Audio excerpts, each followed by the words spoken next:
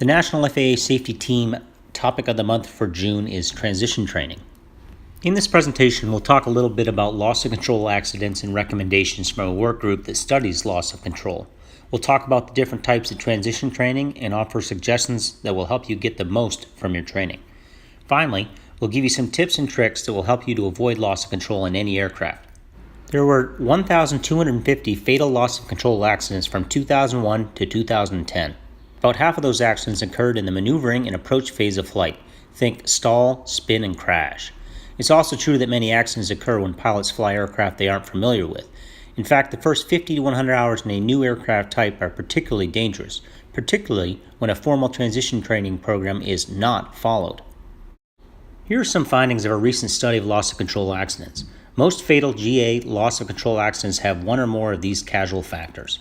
Single pilot cockpit resource management skills are often cited as deficient. There's a lot of information and resources available, and the most successful pilots know how to make the best use of all of them without introducing distractions. Many loss of control accidents resulted from unstabilized approaches, both VFR and IFR. This is closely tied to the next item on the list, go-around procedures. If you're not stable on final approach, go around. Don't give in to pressure to get it on the ground. Learn to recognize and correct for destabilizing influences. For flights after extended periods of not flying, think of aircraft builders who spend years of spare time building and then begin a flight test program in a brand new aircraft. Or imagine a pilot who's taken time off from flying to work on their career, on education, or spend time with their family and then return to the game. Transition and refresher training can make all the difference here. Insufficient transition training is what we're addressing in this presentation, so enough said about that for now. We're seeing it in the airlines and also in general aviation. Over-reliance on automation and the proliferation of glass cockpits have contributed to a remarkable number of loss of control accidents. Toxicology studies following fatal general aviation accidents found some sort of medication in 80% of accident pilots. Although we can't say the medication caused the accident, it could be a factor, as is the underlying medical condition requiring the medication. Obviously, full disclosure to your aviation medical examiner is key to avoiding compromise of your piloting skills. Finally, investigators suggest the need for improvement in aeronautical decision making. Pilots usually think of transition training in the context of stepping up to a larger, faster, or more complex aircraft. Complex airplanes are generally faster than what transitioning pilots are used to. With more to do and less time to do it, staying ahead of the airplane can be a challenge. But transition training works both ways. Believe it or not, it's equally challenging to transition from high-performance airplanes to lower performance. Pilots trained in Cessna 152s approaching at 60 knots may find themselves floating down the runway in designs with lower wing loading and lower approach speeds. There are also plenty of stories of light sport aircraft damaged at the hands of certificated pilots who are trained in traditional aircraft. So stepping down is just as important as stepping up. Let's face it, we all want to get the best performance out of our flying machines, and we want to do it safely. That means we need to be thoroughly familiar with each aircraft we fly.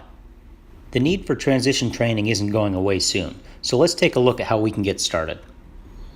You can get a leg up on your transition if you study the book first, especially if you've flown similar aircraft before.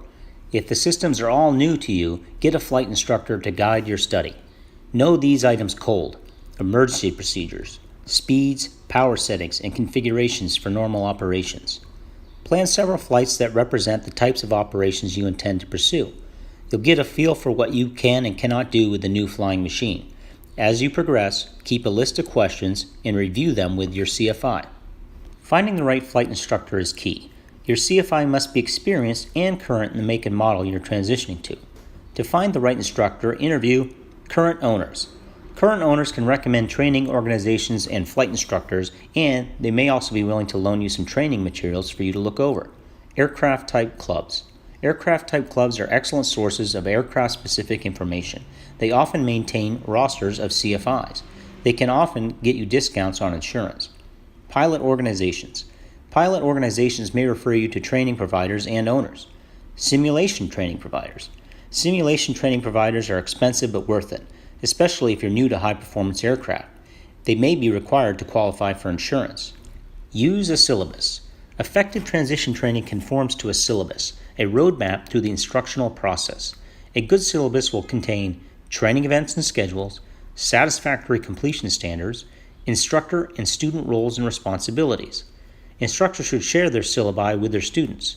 That way, both know what needs to be done, when it needs to be done, and what success looks like. Budget your time and money. Plan for a regular training schedule. Many instructors recommend no less than 2 training periods per week. Progress is slower and information retention is poorer if you stretch your training out. Simulation training providers usually plan transitions for a week of training. It's a good idea to interview more than one flight instructor. During pre-employment interviews, you'll want to accurately inform the CFI of your experience and capabilities. Discuss the aircraft you've flown and ask for input on your planned transition. Be sure to clearly state what you expect to get out of the training and how you intend to use the aircraft. This is also the time for CFIs to tell you about their flying. Overall experience is always valuable, but more important is recent experience in your aircraft and operations. Also assess the CFI's communication style. Is information conveyed clearly and without ambiguity? Is the candidate an effective teacher? Amateur-built and light sport aircraft have a huge range of flight characteristics and performance. Cruise speed from less than 60 to more than 300 miles per hour. High wing loading can result in higher stall and approach speeds. Low wing loading can result in excessive float if approach and landing speed is too high. Structure may not be as crashworthy as standard type certificated designs. May have comprehensive or minimal POH. Amateur-built aircraft in particular may vary from airframe to airframe, even with the same make and model series. Construction differences abound. Builders often modify designs during construction. Often features non-standard placement of instruments and controls.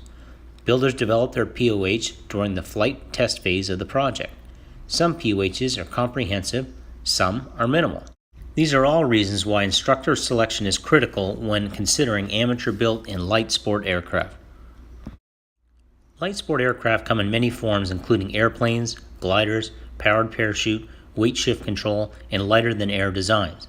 LSAs are manufacturer-built to LSA consensus standards and are issued a special airworthiness certificate and standard operating limitations. Owners and operators are required to maintain these aircraft according to manufacturer's specifications. ELSAs are either amateur-built or may have been moved to the ELSA category by their owners. They are issued experimental airworthiness certificates and operating limitations appropriate to the individual airframe. Obviously, transitioning pilots will need to know what type of certificate and operating limitations pertain to the airframe they're flying. Another good argument for engaging a CFI who's thoroughly familiar with the nuances of the flying machine and who can explain the paperwork to transitioning pilots. Here we can see that fatal accidents in amateur-built aircraft occur at more than twice the rate for standard aircraft. The first 50 hours in experimental amateur-built aircraft are particularly hazardous. Constructors must conduct a test flight program to develop performance and control parameters, and based on those flight tests, adjustments and modifications may be required, all while learning how to fly a new aircraft. Constructors use the test flight data to produce a pilot's operating handbook that may be comprehensive or minimal. At least future pilots of that aircraft with access to the POH will have something to go on, but for the original constructor, it's all new territory. Many amateur-built aircraft are faster and less crashworthy than standard aircraft. Higher stall speeds and different handling characteristics may be apparent. But of special interest in the transition discussion is that pilots trained in standard aircraft and who are certified at the private pilot or higher level are more than twice as likely to crash a light sport aircraft than LSA pilots who were trained in light sport aircraft to begin with. Skills developed in standard aircraft don't directly translate to LSA operation. They may have lower aircraft performance issues or lower wing loading. Some transitions require documented training and/or additional certification. Tailwheel, complex, high performance, and high altitude operations all require training and an endorsement. Multi-engine and seaplanes require training, endorsement, and a certification test. Whether or not you'll be taking a flight test, it's always important to get the right instructor, one who's not only thoroughly familiar with the airplane, but also with the environment where you intend to fly. Obviously, getting your tailwheel endorsement at a 3,000-foot paved airport in Florida won't prepare you for off-airport operations in Alaska. Work with your instructor during your training to develop personal performance figures and personal minimums. This will tell you what you're capable of doing with the aircraft in your chosen operations environment. We suggest you revise the data you develop annually. That way you'll know exactly what you're capable of and what you're not. Make sure you do some training and develop your personal performance data at mission weights. There's often a big difference in performance and handling between a fully loaded aircraft and one that only hauls a couple of people and half fuel. Remember, there can be a big difference between being legal and being safe. You might get your high performance training in a Cessna 182 and your tailwheel endorsement in a Piper Cub, but that doesn't mean you'll be safe in a Cessna 195 without some additional training. New avionics systems require transition training too, not just to get the most out of them, but for basic safety as well. Many transitioning pilots feel overwhelmed by the volume of information available on today's avionics systems. Many have trouble separating critical information from non-critical. Often they can result in confusion over multiple ways to do the same thing. Soft keys that can represent multiple functions could create confusion as well as increased heads down time.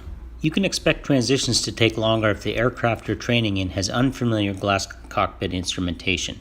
You can reduce your training time and make time in the aircraft more productive if you log some time on an avionics simulator. Most manufacturers have personal computer-based simulation for their products. Many avionics packages can be operated in simulator mode in the actual aircraft. Big changes in operations environments should also be viewed as transitions. Private pilots must be trained and tested on towered operations, but it's a good idea to take a CFI along on your first trip to a major metropolitan area. A private pilot with less than 50 hours in type crashed on final approach while complying with a series of controller requests for S-turns to accommodate departing traffic. Never compromise a stabilized approach by maneuvering. If maneuvering is requested or required, go around. Along those same lines, a request for speed changes should not be honored if they would result in a destabilized approach. Big city pilots who are comfortable with busy towered operations can be overwhelmed when operating to backcountry airstrips. Backcountry transition training can acquaint you with the nuances of rural environments and ensure your wilderness flying can be done safely. Finally, here are some tips and tricks to help you avoid a loss of control accident. Give yourself some room. Most stall spin crash sequences begin close to the ground. Many happen in the traffic pattern, so when you're thinking about going slow, don't think low at the same time. Practice slow speed maneuvering at altitude while you have time to recover from a stall or spin. Do this regularly to maintain proficiency. Manage distractions. Learn to manage distractions, especially while maneuvering close to the ground. Sterile cockpit while in departure and approach flight segments and while maneuvering. Make sure your aircraft is stable before copying ATC instructions, changing charts, reviewing approaches, etc. Assign a second pilot or a passenger to help you scan for traffic. Fly by, not around. When viewing scenery or taking pictures of subjects on the ground, fly by your target in straight and level flight, then turn and fly by in the opposite direction. Concentrate on the mission task while stable, then concentrate on the turn. This is also a good time to have a second pilot aboard to share the workload. Document your personal performance at mission weight and in the environment you'll be operating in. This will tell you what you're capable of doing with the aircraft. Seek regular refresher training. Even though your transition training was excellent, regular proficiency training will keep you at the top of your game. We recommend a refresher within 6 months of your original transition training and an annual checkup after that. The Wings Pilot Proficiency Program is an excellent way to keep your skills sharp and your flight review up to date. And finally, practice. It's amazing how quickly pilot skills can go from razor sharp to not so hot. Regular practice is essential to keep you at the top of your game, so fly as often as you can. You'll aviate with confidence, and besides that, it's fun. Okay, let's review today's topic with some questions and answers. Blank and blank together account for about half of all fatal accidents. The answer for that is maneuvering flight and approach. To get the most out of transition training,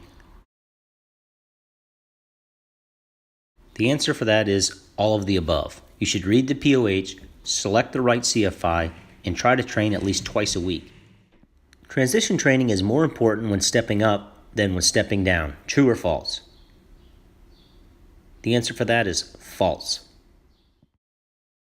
Pilots trained in traditional aircraft are more likely, less likely, or neither more nor less likely to crash in LSAs than pilots trained in LSAs to begin with. The answer is they're more likely. The final question is, good practices to avoid loss of control are avoid distractions, seek refresher training, fly by, not around, practice slow maneuvering at altitude, participate in wings, or all of the above. And the correct answer is all of the above. There's nothing like the feeling you get when you know you're playing your A game, and in order to do that, you need a good coach. So fly regularly with a CFI who will challenge you to review what you know, explore new horizons, and they challenge you to always do your best. Of course, you'll have to dedicate time and money to your proficiency program, but it's well worth it for the peace of mind that comes with confidence. And be sure to document your achievement in the Wings Proficiency Program. It's a great way to stay on top of your game and keep your flight review current. If you have any questions regarding this presentation, you can come to our Facebook page, Maine Flying, and post your questions, or on the YouTube channel below, or you can always seek out your local CFI or contact your local FSDO for an FAA safety team representative near you. Thanks for watching this video, and remember, you are a vital member of our general aviation safety community.